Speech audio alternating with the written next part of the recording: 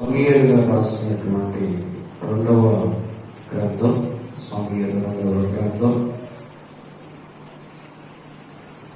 22వ అధ్యాయం 44వ వచనాన్ని చదువుకుందాం. నా ప్రజల కలహములో పడకుండా నీవు నన్ను విడిపించితివి, జనులకు అధికారిగా నీవు నియమించితివి, నన్ను నిలిపితివి. నన్ను ఎరగని జనులు నన్ను సేవించెదరు. దేవుని యొక్క మాటలు మనందరి కొరకు దీవించి ఆశ్రయించి మహిమను నడిపించుగాక. ఆమేన్. ఇక్కడ చదవబడినటువంటి లేఖనంలో దావీదు పలుకుచున్నటువంటి మాట ఇక్కడ అంటున్నాడు, నా ప్రజలు కలహములో పడకుండా నన్ను విడిపించింది. ఎక్కడ పడకుండా? కలహములో పడకుండా. దావీదుని దేవుడు అభిషేకించిన తర్వాత, మరి రాజుగా చేయబడిన తర్వాత, ఆ రాజు ఈ యొక్క దావీదు దేవుని యొక్క ఆత్మీయ జీవితంలో దేవుని యొక్క ఉద్దేశాన్ని, దేవుని చిత్తాన్ని, దేవుని యొక్క ప్రణాళికను నెరవేర్చేటువంటి దావీదుగా ఉన్నాడు. అందుకని దావీదుని తన ప్రజలైన ఇశ్రాయేలుని రక్షించుటకు, విమోచించుటకు, కాపాడటానికి పరిశుద్ధాత్మ ప్రభువు వారు దావీదుతో కూడా ఉన్నాడు. ఈ యొక్క దావీదు ప్రభు చేసినటువంటి కార్యాలు బట్టి మరి ఒక కీర్తన పాడుతూ ఉన్నాడు. ఈ కీర్తన పాడుతూ మరి బెత్షెబతో పాపము చేయకముందు మరి దేవుడు తన ఎడల చూపినటువంటి కృపను బట్టి దేవుని యొక్క ఆత్మీయ జీవితంలో, దేవుని యొక్క సన్నిధిలో ఎదుగుతున్నటువంటి దావీదు. అందుకే దావీదుని దేవుడు ప్రత్యేకంగా కోరుకున్నట్లుగా మనం చూస్తూ ఉన్నాం. దేవుని యొక్క సన్నిధిలో దావీదు నిత్యము కనిపెట్టేటువంటి వాడుగా ఉన్నాడు. దావీదు నిత్యము దేవుని సన్నిధిలో ప్రభు కొరకు ఎప్పుడైతే చిత్తపరచబడుతూ దేవునికి ఇష్టడుగా దేవుని యొక్క ఉద్దేశ్యములను నెరవేర్చేటువంటి దావీదుగా ఉన్నాడు. ఇక్కడ చదవబడినటువంటి లేఖనంలో నా ప్రజల కలహములో పడకుండా నీవు నన్ను విడిపించితివి. కలహములు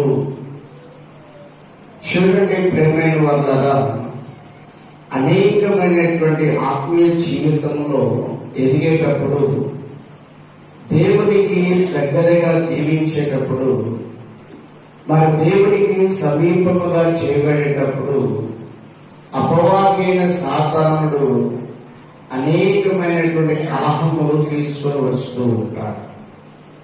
వాటిలో పడకుండా ఉండుటకు మనం ఏం చేయాలంటే సిద్ధపడుతూ మనము విడిపించబడే వారముగా ఉండాలి. దేవునికి స్తోత్రం కలుగునుగాక.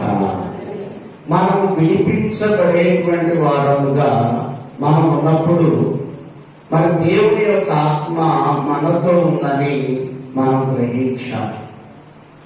మనము దేవుని యొక్క ఆత్మీయ జీవితంలో అతి పరిశుద్ధతలోనికి మనము వెళ్ళేటువంటి వారముగా ఉండాలి. మరి కలహంలో పడకుండా మరి తన ప్రజలైనటువంటి ఇశ్రాయేలుని, దావీదుని తప్పించినట్లుగా మనం చూస్తూ ఉన్నాం. కింద అంటున్నాడు, నా జనులకు అధికారిగాను నన్ను నిలిపితివి, నేను ఎరుగని జనులు నన్ను సేవించెదరు. చూసారా ప్రేమైన వల్ల జనులకు అధికారిగా దేవుడు నియమించి ఉన్నాడు. దేవునికి స్తోత్రం కలుగును గాక. జనులకు, ఇశ్రాయేలీయులకు దావీదుని ఒక అధికారిగా నియమించాడు.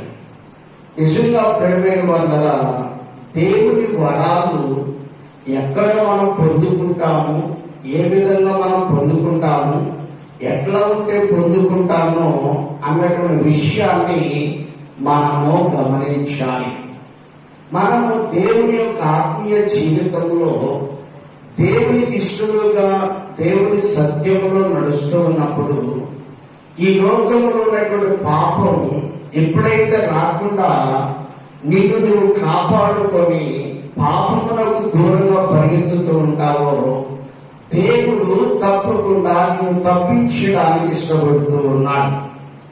ఇక్కడ దావీదుని సౌలు కబురుతూ ఉన్నాడు. దావీదుని సౌలు అనేకమైనటువంటి పర్యాయాలు వీటితో పొడవాలని ఎన్నోసార్లు 21 దావీదు ప్రయత్నం చేసినట్లుగా దేవుని యొక్క లేఖనము సెలవిస్తుంది. అంత మాత్రమే కాదు గాని దావీదును చంపాలని సౌలు అనేకమైనటువంటి ప్రయత్నాలు చేశాడు. దావీదు ఎదురు తిరిగితే సౌలు మీద దావీదు గెలుస్తాడు, కానీ దేవుని దృష్టికి నేరం చేసినటువంటి వాడుగా ఉండకూడదు కనుక దేవుని ఎదుట తమ శిరస్సును వచ్చేసి మరి దావీదు పరిగెత్తుతూ ఉన్నాడు. చూడండి, దావీదు శత్రువుల ఎదుట ఎలాగో దేవుని ఎదుట తలవంచుకొని ఉన్నాడు, దేవునికి విధేయత కలిగి ఉన్నాడు, దేవుని పరిశుద్ధతలో జీవించడానికి ఇష్టపడ్డాడు. ఎక్కడో కూడా పాపము రాకుండా తనంతకు తాను కాపాడుకోవడం వల్లనే ఇశ్రాయేలీయులను దావీదును దేవుడు తప్పించాడు. సౌలు చూడండి, దావీదు వెనువెంట పడుతున్నప్పుడు ఎందుకు దావీదు వెంట సౌలు పడవలసి వచ్చిందంటే, శత్రువు అయినటువంటి సున్నతలేని ఫిలిష్తీయుడి మీదకి దావీదు వెళ్ళి మరి దావీదు సున్నతలేని ఫిలిష్తీయుడి యొక్క శిరస్సును సేవించుకొని వస్తూ ఉన్నప్పుడు ఇశ్రాయేలు యొక్క స్త్రీలందరూ కూడా కలిసి ఒక పాట పాడుతూ ఉన్నారు. అది దావీదునకు 10,000 స్తోత్రాలు, రాజునకు 1000 స్తోత్రాలని పాట పాడుతూ ఉన్నప్పుడు అప్పుడు సౌలు ఏం చేశాడంటే ఈ యొక్క దావీదు మీద కోపమును తెప్పించుకొని అసలు ఈ దావీదు ఎవరు, ఇంతవరకు మరుగుగా ఉన్నటువంటి దావీదు, ఇంతవరకు ప్రజలకు తెలియనటువంటి దావీదు, ఇంతవరకు దావీదు అంటే ఎవరో తెలియనటువంటి ఈ దావీదు అసలు ఎవరు, ఎవరి కుమారుడు అని సౌలు అడుగుతున్నట్లుగా మనము చూస్తూ ఉన్నాం. నిజముగా ప్రేమైన వల్ల దావీదు మీద సౌలు కోపం పెట్టుకొని దావీదును తగులుతున్నప్పటికైనా సరే, అనేకమైన సమస్యలు తీసుకొచ్చి పెడుతున్నప్పటికైనా సరే, సౌలు ఏమాత్రములో కూడా వెనకంటి వేయకుండా దావీదు వెంటబడుతున్నప్పుడు దావీదు ఎక్కడ కూడా పాపము చేయడానికి ఇష్టపడలేకపోయాడు. నిజముగా ఈ రోజున కలహంలో పడకుండడానికి దేవుని ఆత్మను కలిగి ఉన్నావా? దేవుని ఆత్మచేత నింపబడుతున్నావా? దేవుని కార్యములను చూడడానికి నువ్వు ఇష్టపడగలుగుతున్నావా? దేవుని బిడలమైనటువంటి మనము దేవుని కార్యమును చూడాలి అంటే దేవునిలో నువ్వు తగ్గిపోవాలి. కలహముల నుండి నువ్వు తప్పించబడే వాడిగా నువ్వు ఉండాలి. కలహముల నుండి దూరంగా పరిగెత్తేటువంటి వాడిగా నువ్వు ఉండాలి. అందువలనే దేవుడు నిన్ను ప్రత్యేకించడానికి ఇష్టపడుతున్నాడు. ఇక్కడ దావీదుని ప్రత్యేకించాడు. దావీదుని ప్రత్యేకమైనటువంటి ఆత్మచేత దావీదుని నింపాడు కనుకనే దావీదు తన జీవితంలో ప్రజలు ఎదుగునటువంటి ప్రజలు ఎదుట దేవుడు దావీదుని మందసం ఎక్కించాడు. దేవుని స్తోత్రం కలుగుగాక. అందుకే యెషయా భక్తుడు కూడా ఒక మాట్లాడుతూ అంటాడు, యెహోవా యందు ఆనందించుము, దేశము యొక్క ఉన్నత స్థలముల మీద నేను ఎక్కించగలను. చూడండి ప్రేమైన వల్ల ఇక్కడ దేవుడైన యెహోవా అంటున్నాడు, నా యందు ఆనందించండి, దేశం యొక్క ఉన్నత స్థానముల మీద నేను నిన్ను ఎక్కించగలను. జాగ్రత్తగా మనం పరిశీలించాలి. ఆ మాట, ఆ వాగ్దానము నెరవేర్చబడాలి అంటే మనం దేవుని సన్నిధిలో ఎలా ఉండాలి, సమాజంలో ఎలా ఉండాలి, మనము దేవుని యొక్క సన్నిధిలో ప్రత్యేకమైనటువంటి దేవుని ఆత్మను మనం కలిగి ఉన్నామా, దేవుని యొక్క ఆత్మీయ ప్రార్థన జీవితాన్ని మనం కలిగి ఉన్నామా, ప్రార్థన అనుభవమును మనం కలిగి ఉన్నామా, దేవునికి ఇష్టమైనటువంటి జీవితాన్ని మనం కలిగి ఉన్నామా, లేకపోతే కలహంలోనికి వెళ్ళి దేవుని కోపాన్ని తెచ్చుకునేటువంటి వారు ఉండగలుగుతున్నామా? రాత్రికాల సమయంలో పరిశుద్ధాత్మ దేవుడు మనతో మాట్లాడాడు. ఇశ్రాయేలీయులు దేవుని యొద్ద నుండి కోపమును తెచ్చుకున్నారు.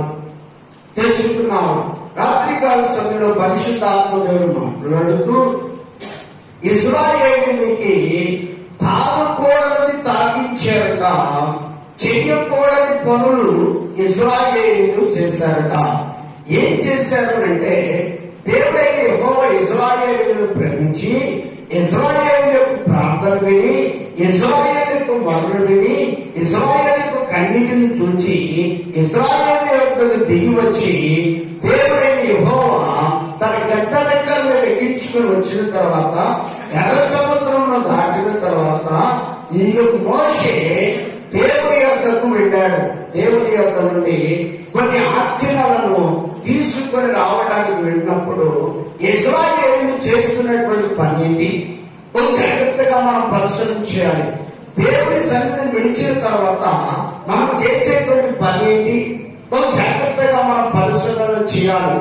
దేవుని బిడలమైనటువంటి మనము ఈ రోజున దేవుని యొక్క ఆత్మీయ జీవితంలో దేవునికి ఇష్టంగా మనం జీవించగలుగుతున్నామా?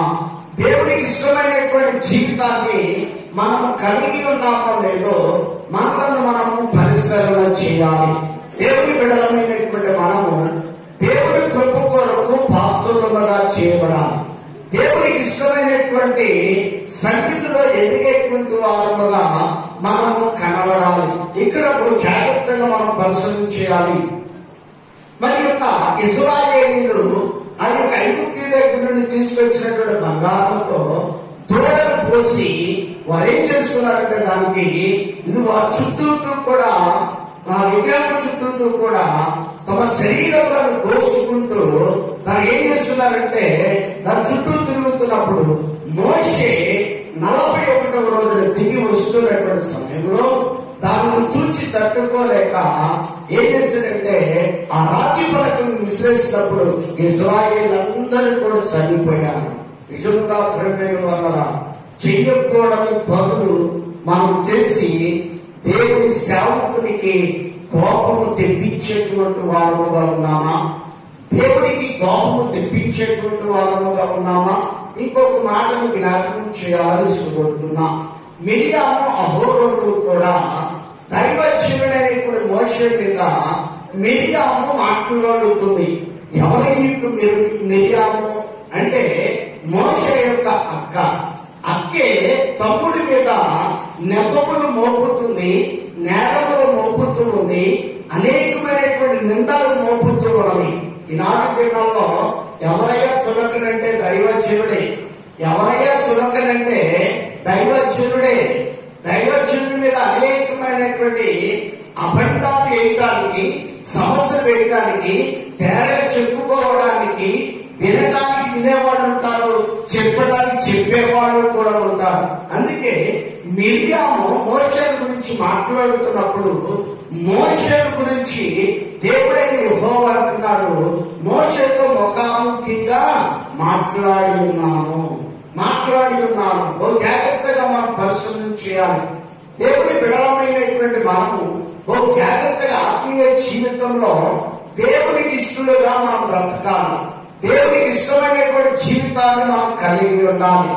ఇంకా మిరియాము మోషే గురించి చెడుగా మాట్లాడుతున్నప్పుడు దేవుడు ఊరుకోవడానికి ఇష్టపడలేకపోయాడు.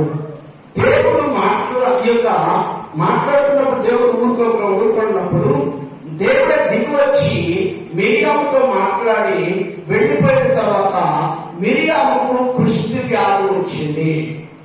ఇక్కడ మనం గమనించాలి, దావీదుని ఇంత స్థితిలోకి తీసుకుని వెళ్ళడానికి కారణమేంటి?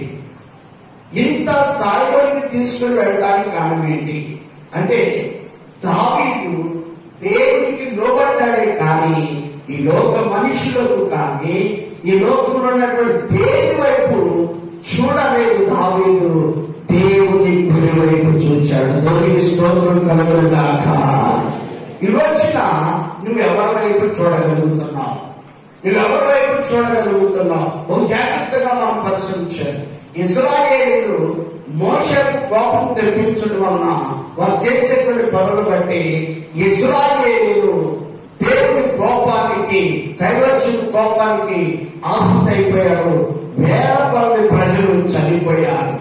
రెండవ మిరియాము మోషే మీద తిరుగుబడటం వలన, మోషే మీద చెడుగా మాట్లాడటం వలన, మోషే మీద ఏదో నేరామోపలు మోపడం వలన చాలా మంది రియల్గా చూడరు కానీ ఎవరో చెప్పిన మాటలు విని వాటికి లోబడిపోయి అనేకమైన నీతిమంతుల మీదనో లేకపోతే వారి మీదనో వీరి మీదనో చెడుగా మాట్లాడుకోవడం ఎక్కువగా ఉంటూ ఉంటుంది. ఎందుకు మాట్లాడుతున్నాడో ఈ పట్టణానికి నువ్వు తెచ్చుకుంటున్నావు. అందుకే సౌలు దీవించబడలేకపోయాడు, ఆశీర్వదించబడలేకపోయాడు, దేవుడి కృపకు పాత్రులుగా కాలేకపోయాడు. ఎందుకు? దావీదుని ఎరుగని ప్రజల మీద దేవుడు అధికారిగా నియమిస్తున్నాడు. ఎరుగనటువంటి జనాభా మీద దేవుడు అధికారిగా నియమిస్తున్నాడంటే దావీదు దేవునితో సహవాసం కలిగి ఉన్నాడు. దేవునితో సహవాసం కలిగి ఉన్నాడు కనుక దేవుని సన్నిధిలో ఒక ప్రత్యేకమైనటువంటి స్థానాన్ని పొందుకున్నటువంటి దావీదు. అందుకే దేవుడైన యెహోవా దావీదు గురించి మాట్లాడుతూ నా ఇష్టానుసారమైన మనుషులు అంటున్నాడు. ఏమంటున్నాడంటే, ఇదిగో తావాపు చెవులు దావీదు యొక్క స్వాధీనంలో ఉన్నవి. ఎందుకు దేవుడు దావీదు గురించి అంతగా మాట్లాడటానికి గల కారణం, ఎందుకు దావీదు అంతగా ప్రేమిస్తున్నాడంటే, దావీదు చిన్నతనం నుంచి కూడా దేవుని ప్రేమించే వ్యక్తిగా ఉన్నాడు. దేవునికి స్తోత్రం కలుగునుగాక. ఈ రోజున నువ్వు దేవుడిని ప్రేమిస్తున్నావా? దేవుని సత్యమును ప్రేమిస్తున్నావా? దేవుని సహవాసమును ప్రేమిస్తున్నావా? దేవుడు ప్రేమించేటువంటి దావీదుగా ఉన్నాడు కనుకనే దావీదు దేవుడిని ప్రేమిస్తున్నాడు, దేవుడు దావీదును ప్రేమిస్తున్నాడు. దేవుడు అంతగా హెచ్చించడానికి, దేవుడు అంతగా ఆశీర్వదించడానికి, దేవుడు అంతగా దీవించడానికి గల కారణం ఏంటంటే దావీదు దేవునితో సహవాసం కలిగిన వ్యక్తిగా ఉన్నాడు. దావీదు రామాలో దేవుని మందిరంలో నివసించేవాడు. మొట్టమొదటిగా దేవుని సన్నిధిలో నివసించేవాడు. నిజముగా ఈ రోజున దేవుడు నన్ను ఇంతగా హెచ్చించడానికి గల కారణం ఏంటంటే ప్రేమైన వల్ల దేవుని క్రమమును నేర్చుకోవడానికి మా నాన్నగారు నేర్పినటువంటి గొప్ప ధన్యత. ఒక క్రమం నేర్పాడు. చాలా మంది కూడా దేవుని సన్నిధిలో మేము ప్రార్థన చేస్తున్నాం, ఇంతగా మేము వద్దలేకపోవడం, ఇంతగా మేము ఆశ్రయించలేకపోవడం, ఇంతగా మేము దీవించబడలేకపోవడం, ఏంటో మాకు వచ్చినటువంటి ఈ బాధలు అని చెప్పేసి అనుకుంటూ ఉంటారు. కానీ వారు ఎందుకు దీవించబడలేకపోవడం క్రమం లేదు. దావీదులో క్రమం ఉంది. రామాలోకి వెళ్ళి ప్రార్థన చేసేటువంటి వాడు, టైము కంటే ముందుగా వెళ్ళేటువంటి వాడు, దేవుడి సన్నిధిలో మొదలుపెట్టేటువంటి వాడు, దేవుడి సన్నిధిలో కన్నీరు కార్చేటువంటి వాడు, దేవుడి సన్నిధిలో అంగలార్చేటువంటి వాడు, దేవుడి సన్నిధిలో మొదలుపెట్టేటువంటి వాడు ప్రతి విషయంలో కూడా దేవుడి సన్నిధిలో ఉన్నాడు కనుకనే దావీదుని అంతగా దేవుడు దీవించడానికి కారణం. దేవుడు విడవమైనటువంటి మనము ఓ జాగ్రత్తగా మనం పరిశీలించాలి. మా చిన్నతనం నుంచి కూడా మా నాన్నగారు చెప్పేటువంటి వారు, నీవు దేనికైనా ముందుకు పోవచ్చును కానీ దేవుని మందిరంలో అర్ధగంట ముందు ఉండాలి. రెండవది, దేవుని మందిరంలో అది ఏ పనైనా కావచ్చు, అది ఏ పనైనా కానీ చేయడానికి ముందు నీవు అట్టి తలతులు పొందుకోవాలి. అది ఏ పనైనా సరే, అది ఎలాంటిదైనా సరే, నీవు దేవుని పని చేయడానికి నీవు ఇష్టపడినప్పుడు దేవుడు నిన్ను కోరుకుంటాడు. దేవుని స్తోత్రం కలుగుగాక. అది ఎలాంటిదైనా సరే దేవుని విడవమైనటువంటి మనము జాగ్రత్తగా మనం పరిశీలించాలి. దేవునికి ఇష్టముగా మనం ఎలా మార్చగలుగుతాం? అంతగా దేవుడు ఎందుకు మనల్ని ఇష్టపడతాడు అంటే మనం చేసేటువంటి క్రియ చాలా పరిశుద్ధమైనదిగా ఉండాలి. నిజంగా మేము మీటింగ్లు వస్తున్నాయి అంటే మేము అసలు నిద్రపోయేటువంటి వారు కాదు. తాశక్తికి తాటేసుకుంటే మళ్ళా తర్వాత తెల్లారి పాటి తొక్కేసి మళ్ళా ఇంటికి వచ్చేసి మళ్ళా తండ్రికి కావాల్సినటువంటి లేకపోతే ఆ యొక్క వృక్షాలు మంగళ గురించిన వృక్షాలను చైత్ర మీద వెళ్ళి మంగళ గురించి వృక్షాలు ఇంటికి తీసుకుని వెళ్ళి క్యాన్వర్ చేయడానికి ఇష్టపడేటువంటి వారు క్రీస్తు సువార్త కొరకు మరి ఆ టైంలో మేము ఏడులో నడుచుకుంటూ వెళ్ళి సువార్తను ప్రకటించడానికి మా నాన్నగారితో పాటు వెళ్ళేటువంటి వారు, సంఘమంతి కూడా మా నాన్నగారితో పాటు వెళ్ళేటువంటి వారు. నిజంగా దేవుని సన్నిధిలో మన క్రియ అనేటువంటిది కనబడాలి. ఈ రోజున మన క్రియ కనబడగలుగుతుందా? మన క్రియా విధానం మనకు కనబడగలుగుతుందా? ఈనాటి దినాల్లో ప్రేమల వల్ల ఎక్కడికైనా వెళ్ళామంటే బైక్ ఉందా, కారు ఉందా, లేకపోతే అది ఉందా, ఇది ఉందా అని అనుకుంటూ ఉంటారు. కానీ ప్రేమల వల్ల ఆనాటి దినాల్లో కొన్ని వందల కిలోమీటర్లు నడుచుకుంటూ వెళ్ళి సువార్తను ప్రకటించడానికి దేవుడు మాకు ఇచ్చిన గొప్ప ధన్యత. దేవుడు మాకు ఇచ్చినటువంటి గొప్ప ధన్యత. నిజంగా ప్రేమల వల్ల దేవుని సన్నిధిలో ఆయన గురించి సాక్ష్యం ఇవ్వడానికి, ఆయన గురించి మరి బోధించడానికి, నైట్ పుడుకోవడానికి కూడా సరైన ప్లేస్ ఉండేది కాదు. ఒక చోట అయితే మేము తోటలో పడుకున్నామండి.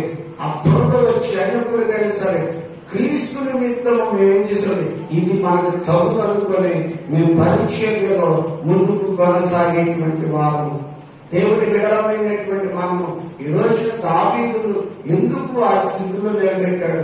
ఎందుకు దేవుడు నన్ను ఇంతగా దీవించడానికి, ఇంతగా ఆశ్రయించడానికి కనుక నాలో ప్రతి విషయంలో కూడా దేవుని యొక్క నీతిమంతులుగా కనబడాలి. ప్రతి విషయంలో మనలో యథార్థత ఉందా, మనలో సత్యం ఉందా, మనలో పరిశుద్ధత ఉందా? 100 మంది 100 రకాలుగా చెప్పుకొని దేవుడికి నువ్వు యథార్థంగా కనబడుతున్నావా? దేవుడు యథార్థంగా ఉన్నావు. దావీదు అలాగే అనుకున్నాడు. ప్రేమ వల్ల దేవుడి సన్నిధిలో యథార్థంగా నేను జీవించాలి, యథార్థంగా నేను బ్రతకాలి, యథార్థమైనటువంటి జీవితాన్ని కలిగి ఉన్నప్పుడు దావీదు కోరుకున్నటువంటి దేవుడు ఒక 2003 సంవత్సరంలో నన్ను కోరుకొని గ్రామానికి తీసుకొని వచ్చాడు. దేవునికి స్తోత్రం చేద్దామా? దేవుడి విడమైనటువంటి మనము ఈ రోజు మనలను యేసయ్య కోరుకోగలుగుతున్నాడా? లేకపోతే యేసయ్యకు ఎలా మనము హెచ్చించడానికి దేవుడు ఇష్టపడగలుగుతున్నాడా? తెలియని ప్రజల ఎదుట దేవుడు మనలను వాడుకోవడానికి, ఆయనకు సాక్షిగా మనం జీవించడానికి దేవుడు మనలను ఒక ప్రత్యేకమైనటువంటి స్థానంలో మనల్ని నిలబెట్టగలుగుతున్నాడా? మనలో క్రమం కావాలి. దేవుడి సన్నిధిలో ప్రార్థించేవాడు, దేవుడి సన్నిధిని వెతికేవాడు, దేవుడి సన్నిధిని కన్నీరు కార్చేవాడు, దేవుడి సన్నిధిని పిల్లాడేవాడు, దేవుడి సన్నిధిని అంగలార్చేవాడు, దేవుడి సన్నిధిని సాష్టాంగ నమస్కారం చేసి దేవుడి సన్నిధిలో క్షమాపణ వచ్చిందా కూడా దావీదు దేవుడి సన్నిధిని విడిచేవాడు కాదు. దేవుడి స్తోత్రం కలుగుగాక. ఈ రోజున దేవుడి సన్నిధిలో ఎలా మనం జరుగుతున్నాం? దేవుడితో సహవాసంలో మనం ఎలా జరుగుతున్నాం? దేవుని క్రమం మనలో ఉందా? దేవుడు మనలను ప్రత్యేకించాలి, మనలను దీవించాలి అంటే మనలో ఒక క్రమము లేకపోతే అక్రమం ఉంటుంది. క్రమము లేనటువంటి జీవితం దేవునికి ఇష్టమైనటువంటి జీవితం కాదు. దేవుడు హెచ్చరించడానికి, గురిని దొరకడానికి కూడా దేవుడు ఇష్టపడలేదు. ఇశ్రాయేలీని ఆ యొక్క తోడను పోసుకొని ఎదుగుతూ ఉన్నప్పుడు దేవుడు వారిని హెచ్చరించడానికి కూడా ఇష్టపడలేదు. కానీ ఆ 2 రాతి పలకలను విసిరివేయగానే అవరందరూ కూడా దహించబడ్డారు, కాల్చివేయబడ్డారు. కనుక ప్రేమైన వాళ్ళ ఈ రోజున దేవుని బిడ్డలుగా ఉన్నటువంటి మనము దేవుడు మనలను ప్రత్యేకంగా దీవించాలని కోరుకుంటున్నాడు. ఇక్కడ ప్రేమైన వాళ్ళ ఎరుగని చివరి ఎదుట దేవుడు నిలబెట్టాడట. దేవుడికి స్తోత్రం కలుగునుగాక. అందుకంటున్నాడు, చూద్దాం ప్రేమైన వాళ్ళ ఆదికాండము 45వ అధ్యాయము 8వ వాక్యాన్ని మనము ధ్యానం చేద్దాం. కాబట్టి దేవుడే కాని నన్ను ఇక్కడికి పంపలేదు. ఆయన నన్ను ఫరోకు తండ్రిగాను అతని ఇంటి వారందరికీ ప్రభువుగాను ఐగుప్తు దేశమంతటి మీద ఏలికగా నియమించెను. దేవునికి స్తోత్రం కలుగునుగాక. ఇక్కడ చదవబడినటువంటి లేఖనంలో కాబట్టి దేవుడే గాని మీరు నన్ను ఇక్కడికి పంపలేదు. ఎవరి మాట్లాడుతున్నారు అంటే యేసు మాట్లాడుతున్నాడు. నిజంగా ప్రేమైన వాళ్ళ ఐగుప్తి దేశంలో అన్నదమ్ముల గురించి మరి ఆ అన్నదమ్ములందరూ కూడా ఆశ్చర్యపోయారు. ఏసే వ్యక్తులు ఉన్నట్టుగా ఆశ్చర్యపోయారు.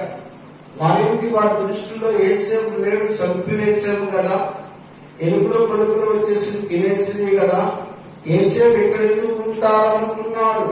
కానీ ప్రేమైన వాళ్ళరా ఏసేపు పట్ల దేవుని యొక్క ప్రణాళిక గొప్పగా ఉన్నది. దేవునికి స్తోత్రం కలుగునుగాక. ఈ రోజున దేవుడు నీ పట్ల ఒక గొప్పగా దేవుడు ఎన్నుకున్నాడు. కానీ నీ చేతులారా, నీ మాట ద్వారా, నీ తలపుల ద్వారా, నీ ఊహల ద్వారా, నీ నడవడ ద్వారా, నీలో ఉన్నటువంటి చెడ్డ ప్రవర్తన ద్వారా దేవునికి దూరమైపోతున్నావు. దేవుని ఆశీర్వాదానికి దూరమైపోతున్నావు. దేవుడి యొక్క ఆత్మీయ జీవితంలో ఎదగటానికి, దేవుని సంఘంలో దూరుకోవడానికి, దేవుని సంఘంలో ఫలించడానికి, దేవుని సంఘంలో ఆశీర్వదించబడటానికి దేవుడు ఇష్టపడుతున్నాడు. కానీ నువ్వు ఇష్టపడగలుగుతున్నావా? ఒక విషయాన్ని తెలియపరచాలని ఇష్టపడుతున్నా. ఒకసారి నా జీవితంలో మరి అమెరికా వాళ్ళు విజయవాడ వచ్చారు. విజయవాడ వచ్చిన తర్వాత వాళ్ళు మేము సండే స్కూల్ పిల్లలుగా ఉన్నాము. వాళ్ళు సండే స్కూల్ చెబుతూ వాళ్ళు ఒక కథ చెప్తూ ఉన్నారు. ఒక కథ ఎలా చెప్తూ ఉన్నారంటే, ఒక వ్యక్తిని పనిలో పెట్టుకున్నాడు. పనిలో పెట్టుకున్న తర్వాత ఆ యొక్క ఇతరుల్లో ఉన్నటువంటి దానిని చూసి ఇతడు అనుకున్నాడట, ఇతన్ని గొప్పగా ఒక ప్రత్యేకమైనటువంటి పని ఇవ్వాలి, ఆ పనిని ఇతడు దీవించబడాలి, ఇతడు ఆస్వాదించబడాలని అనుకున్నాడంట. మంచి శాలరీ ఇవ్వాలనుకున్నాడంట. కొంతకాలానికి ఎవరో చెప్పిన మాటలను బట్టి ఇతడంట ఈయనగా యజమానుడు చెప్పినటువంటి పని చేయడానికి నిర్లక్ష్యం చేస్తున్నాడంట. ఎప్పుడు కబుర్ చేసిన వెంటనే నాకు అది నింపో, నాకు ఇది నింపో, నాకు అది బాగోలేదు, ఇది బాగోలేదని చెప్పడం ప్రారంభిస్తున్నాడంట. ప్రారంభిస్తున్నటువంటి సమయంలో ఈయన అనుకున్నాడంట, నిజమేగా మనసు అనుకున్నాడంట. అనుకున్న వెంటనే సరే వచ్చినప్పుడల్లా ప్రభుత్వ ప్రేమిస్తున్నాడంట. ఈయన ఆబ్సెంట్లు పెట్టినా కానీ సాధిస్తానే ఉన్నాడంట. మరి ప్రతిసారి కూడా అలాగే సాకులు చెప్తున్నప్పుడు ఇతన్ని గమనించాడట. గమనించి ఇతను అన్నాడంట, ఇక నీవు ఈ పనికి పనికిరావు, ఈ పనికి పనికిరావు అని చెప్పేసి పంపించి వేశాడట. పంపించి వేసిన తర్వాత వేరే ఒక వ్యక్తిని పెట్టుకున్నాడట. ఆ పెట్టుకున్నటువంటి వ్యక్తి పిలిచి పిలవకు తరగినే ఈ యొక్క యజమాని పనులన్నీ చేయటం ఇష్టపడుతున్నాడంట. ఇష్టపడుతున్నప్పుడు వెంటనే ఆయన గారు యజమానుడు అన్నాడంట, ఇదిగో నీ సేవకి పెంచుతున్నాను, అంత మాత్రమే కాదు నీకు బహుమానాలు కూడా కొన్ని ఇస్తున్నానని చెప్పేసి ఇచ్చేటట. ఆ కుటుంబము అత్యధికముగా దీవించబడుతూ ఉన్నదట. నిజముగా ప్రేమైన వాళ్ళ ఎక్కడ మనం ఆశీర్వాదాలు పొందుతుంటే దేవుడు చెప్పిన పని క్రమముగా చేయి. చాలా మంది మనుషుల మీద ఆధారపడే వాళ్ళు ఉంటారు. మనుషులు చెప్తేనే చేస్తారు. మనుషులు చెప్తే వాళ్ళ ఫ్రెండో లేకపోతే ఇంకొకరు చెప్తేనే వాళ్ళు చేస్తారు. కానీ నీ కొరకు ప్రాణం ఇచ్చినటువంటి దేవుని కొరకు, నీ కొరకు ప్రాణం పెట్టినటువంటి యేసయ్య కొరకు వారు చేయలేకపోతున్నారు. అందుకనే వారు దీవించబడలేకపోతున్నారు, వారు ఆశీర్వదించబడలేకపోతున్నారు. నిజముగా ప్రేమ వల్ల దేవుని సన్నిధిలో నువ్వు నిజముగా దీవించబడాలి, ఆశీర్వదించబడాలి అంటే నీకు ఏ నిప్పుందా, ఏ బాగుందా కాదు.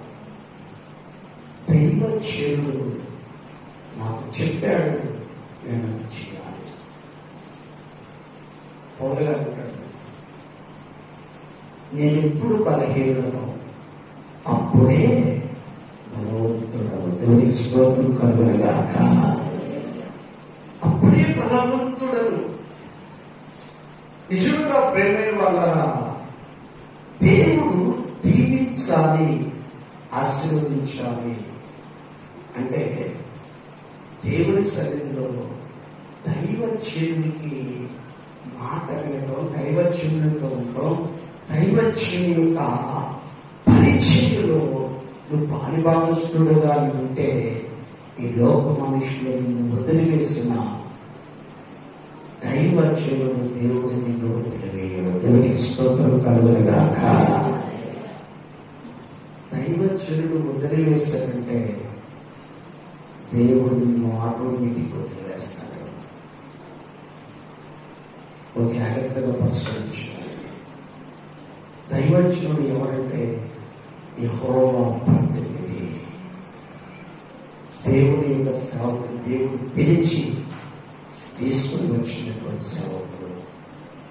నిజంగా దేవుని చేత నీవు దీవించబడాలి అంటే నీవు ఎవరో దీవిస్తానంటే నీవు దేవుని మందిరానికి రాలేదు, కానీ దేవుడు నిన్ను ప్రత్యేకంగా దీవించడానికి ఇష్టపడుతున్నాడు. హల్లెలూయా.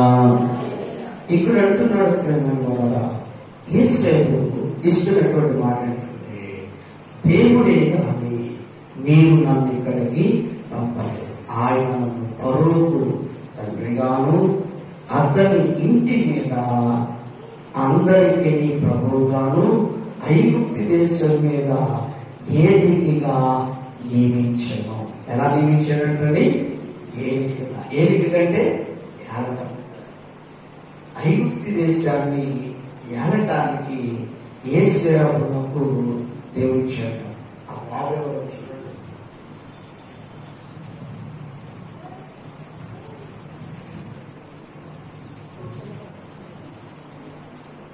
దేవుని బిడలమైనటువంటి మనము బహు జాగ్రత్తగా మనం పరిశీలన చేయాలి. క్రీస్తు కొరకు నీవు సమర్పించబడాలి. ఫస్ట్ ఆఫ్ ఆల్ సమర్పణ అనేటువంటిది చాలా అవసరం. దావీదు సమర్పించబడ్డాడు.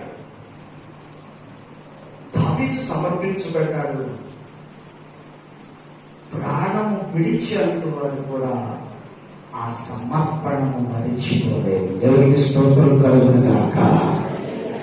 యేసేపు దేవునికి సమర్పించబడ్డాడు. ఈ లోకము విడిచేంత వరకు కూడా సమర్పణను మరిచిపోలేదు. అందుకంటున్నాడు చూద్దాం. సమూయేలు 2వ గ్రంథం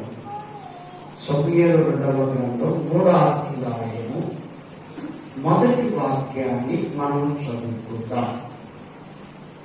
సౌలు కుటుంబీకులను దావీదు కుటుంబీకులను బహుకాలం యుద్ధము జరగగా దావీదు అంతకంతకు ప్రబిల్లెను. సౌలు కుటుంబము అంతకంతకు నీరసిల్లెను. కానీ ఇక్కడ మనం గమనించాలి, ఇక్కడ సౌలు కుటుంబీకులను దావీదు కుటుంబీకులను బహుకాలము ఏం జరిగిందంటే యుద్ధాలు జరిగినాయంట. దేవుని స్తోత్రం కలుగునుగాక. మరొకసారి ఇక్కడ మనం గమనించినట్లయితే సౌలు కుటుంబానికి దావీదు కుటుంబానికి బహుకాలము, కొద్ది కాలము కాదు, బహుకాలము ఈ 2 కుటుంబముల మధ్య యుద్ధం జరుగుతూ ఉంది. యుద్ధంలో ఎవరైనా గెలిచారు అంటే దావీదు మాత్రమే గెలిచాడు. దేవునికి స్తోత్రం కలుగునుగాక. ఈ రోజున అపవాదైన సాతానుడిని మనకును యుద్ధం జరుగుతుంది. ఎవరు గెలవగలుగుతున్నారు? ఈ రోజున మన సమర్పణ ఏంటి? మన సమర్పణ జీవితంలో దేవుడిని విడిచి రాము వేలోకి ఎవరు వెళ్ళగలుగుతున్నారు? దేవుడికి వ్యతిరేకమైనటువంటి పనులు ఎవరు చేయగలుగుతున్నారు? దేవుడికి ఇష్టమైనటువంటి పనిని నువ్వు చేసేటువంటి వారిగా ఉండగలుగుతున్నావా? దేవుడితో సహవాసం కలిగినటువంటి వారు ఉండగలుగుతున్నావా? నువ్వు జాగ్రత్తగా మనం ప్రశ్నించాలి. నువ్వు మాట్లాడితే మాటగానే ఉండాలి, ఎక్కడెక్కడ మాట తప్పకూడదు. జాగ్రత్తగా ప్రశ్నించాలి. దేవుడి బిడలమైనటువంటి మనము మన ఆత్మీయ జీవితంలో దేవునికి ఇష్టమైనటువంటి వారముగా ఉండి దేవుడు తోడుగా ఉన్నప్పుడు ఎక్కడున్నా సరే దేవుడు మన పక్షంగా గొప్ప జయాన్ని కలుగు చేయడానికి ఇష్టపడుతున్నాడు. ఈ రోజు దేవుడి ఆత్మ మనలో పనిచేయగలుగుతుందా? ఇక్కడ సౌలు కుటుంబమునకును దావీదు కుటుంబమునకును బహుకాలము యుద్ధములు జరుగుగా దావీదు అంతకంతకు ప్రబిల్లుతూ ఉన్నాడంట. దేవునికి స్తోత్రాలు చేద్దామా? పరీక్షలు చేద్దామా? 2 చేతులు చేద్దామా? దావీదు కుటుంబం దీవించబడడానికి, ప్రబిల్లడానికి, ఆశీర్వదించబడడానికి, దీవించబడటానికి కారణమేంటి? జాగ్రత్తగా మనం పరిశీలించు. దావీదు దేవునితో సహవాసం కలిగి ఉన్నాడు. సౌలు దేవునితో సహవాసము 2 సంవత్సరాలు మాత్రమే ఉన్నాడు. కానీ 10వ సంవత్సరాలు దేవునికి వ్యతిరేకంగా జీవించాడు. దేవునికి వ్యతిరేకంగా జీవించినప్పుడు సౌలు ఎక్కడా కూడా జయాన్ని పొందుకోలేకపోతున్నాడు, ఆశీర్వాదాన్ని పొందుకోలేకపోతున్నాడు, దేవుడి కృప కొరకు పాత్రుడుగా చేయలేకపోతున్నాడు. సౌలు కుటుంబం చాలా దీన పరిస్థితుల్లోకి వెళ్ళిపోయింది. ఈ సౌలు చనిపోవటానికి కూడా సిద్ధమైపోయాడు. తన సైనికుని చేతుల్లో కత్తి తీసుకొని మరి సౌలు ఆ కత్తి మీద పడి చనిపోయాడు. కారణమేంటి? ప్రేమ వల్ల సౌలు దేవునికి ఎంత కృతజ్ఞతగా ఉండాలి, ఎంత విధేయత కలిగి ఉండాలి, ఇశ్రాయేలుని ఏలటానికి ఇశ్రాయేలుకి మొట్టమొదటి రాజు సౌలే. సౌలు దేవుడి సన్నిధిలో ఎదగవలసినటువంటి సౌలు, దేవుడి సన్నిధిలో ఫలించవలసిన సౌలు, ఇశ్రాయేలు కోరిక మేరకు సౌలుని రాజుగా చేశాడు.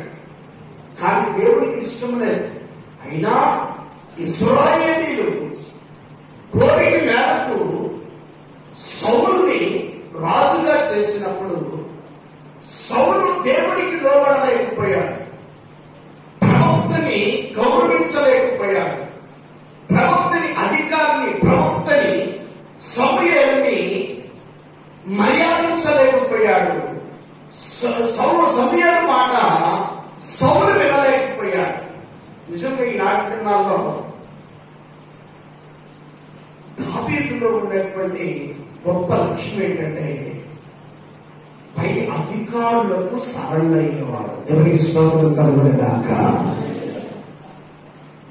దావీదు పై అధికారులకు, నాయకులకు, దైవజనులకు లోబడిపోయేవాడు. అందుకే అతని యొద్దకు ఒక వర్తమానం తేగానే వెంటనే సింహాసనం దిగి, నేను రాజులు గారు అనుకోలేదు, దావీదు దైవజనుడు చెప్పుతున్నటువంటి మాట విన్నాడు. అయ్యో, ఇంత ఘోరమైన పాపం చేసి ఉన్నాను, ప్రభు సన్నిధిని పశ్చాత్తాపం కనిపించాడు. నువ్వు నిజంగా నీలో పెద్దవారిని గౌరవించడం ఉన్నట్లయితే, వారి మాట వినగలగటానికి ఇష్టపడినట్లయితే దేవుడు నిన్ను హెచ్చించడానికి ఆయన సమర్థుడై ఉన్నాడు. దేవునికి స్తోత్రం కలుగునుగాక. అందుకే దావీదు కుటుంబం దీవించబడింది, ఆశీర్వదించబడింది. మరి ఈరోజు ఈ కుటుంబం పరిస్థితి చాలా మంది పిల్లలు తల్లిదండ్రుల మాట వినడానికి ఇష్టపడలేదు, తల్లిదండ్రులకు లోబడలేదు, తల్లిదండ్రుల మీద నోరేసుకొని కైలాడుతూ ఉంటారు. మా తల్లి ఎందుకు చెప్పింది అన్నటువంటి విషయాన్ని పిల్లలు గ్రహించలేకపోతున్నారు. అంటే అపవాది సాతానుడు వాడుకుంటున్నాడు అన్నటువంటి విషయాన్ని మర్చిపోరు. సౌలుని ఎవరు వాడుతున్నారంటే అపవాది అయిన సాతానుడు వాడుతున్నాడు. అందుకని దావీదు కుటుంబములకు, సౌలు కుటుంబములకు బహుకాలము నుండి యుద్ధములు జరుగుతున్నప్పుడు యుద్ధం ఎవరు గెలిచారంటే దావీదు గెలిచాడు, సౌలు ఓడిపోయాడు. వారి కుటుంబం అంతకంతకు నీరసండిపోయింది. ఈ రోజున దేవుని సన్నిధిలో ధైర్యంగా చెప్పగలుగుతున్నావా? దేవుని ఆత్మ నాలో ఉంది, నేను దేవుడి సన్నిధిలో నమ్మకంగా పెరుగుతున్నాను, నాలో యథార్థత ఉన్నది, దేవునికి ఇష్టలుగా నేను జీవిస్తున్నాను, దేవుని సంఘంలో ఒక నమ్మకమైన బలమైనటువంటి సాధనంగా నేను ఎదగలుగుతున్నాను, నేను బలమైనటువంటి సాధనంగా నేను మా ప్రభు సన్నిధిలో ఫలించేవాడిగా నేను ఉండగలుగుతున్నాను అని సాక్ష్యం ఇవ్వగలుగుతావా? దేవుని విడలమైనటువంటి మనము దావీదు దేవుని సన్నిధిలో ఎదుగుతూ ఉన్నాడు, దేవునికి ఇష్టలుగా ఉన్నాడు. అందుచేతనే దావీదును దేవుడు అంతకంతకు ఆశీర్వదించాడు. ఈ రోజున అంతకంతకు నువ్వు దీవించబడాలి అంటే, అంతకంతకు నువ్వు ఆస్వాదించబడాలి అంటే నీలో దేవుడు క్రియలు చూస్తూ ఉన్నాడు. నువ్వు ఎలాంటి క్రియలు కలిగి ఉన్నావు, ఎలాంటి విశ్వాసాలను కలిగి ఉన్నావు, దేవుడికి ఇష్టమైనటువంటి బిడ్డగా నువ్వు చేయబడగలుగుతున్నావా? దేవునికి ఇష్టమైనటువంటి సహవాసం కలిగి ఉండదు. అందుకే దేవుడంట ఎరుగని ప్రజలు ఎదుట దేవుడు నాయకుడిగా దావీదును నిలబెట్టాడట. దేవునికి స్తోత్రం కలుగునుగాక. ఈ రోజున దేవుడు దావీదును ఆశ్రయించాడు. ఈరోజు నీలో ప్రశ్న ఉందా? ఎక్కడ దేవుని సంఘానికి దూరంగా ఉంటున్నావు? దేవుని క్రియకు దూరంగా ఉంటున్నావు? దేవుని ఆత్మీయ జీవితంలో ఎక్కడ నువ్వు తరించలేకపోతున్నావు? ఎక్కడ నీవు దేవుని సంఘంలో వర్ధిల్లలేకపోతున్నావు? దేవుని సంఘంలో క్రమాలు పాటించేటువంటి వ్యక్తులుగా నీవు ఉన్నట్లయితే దేవుడు నీతో నీ సంతానాన్ని దేవుడు ప్రత్యేకంగా దీవించడానికి ఇష్టపడుతున్నాడు. దేవుడి యొక్క మాటలు మనందరి కొరకు దీవించి నడిపించగా ఆమె మనందరూ కూడా లేచి నిలబడి ప్రార్థన చేసుకుందాం. నిజంగా ఈరోజు నీ తీర్మానం, నిజంగా నీవు దావీదు కుటుంబం వలె నువ్వు దీవించబడే వారిగా ఉన్నవా? దావీదు కుటుంబం వలె నువ్వు దీవించబడడానికి, నువ్వు ఆశ్రయించబడడానికి, దేవుని కృప కొరకు పాత్రలుగా చేయబడడానికి, దేవుని సన్నిధిలో ఫలించడానికి నువ్వు ఇష్టపడగలుగుతున్నావా? ఒక్కసారి ఇక్కడ రెండు కుటుంబాలకి మధ్య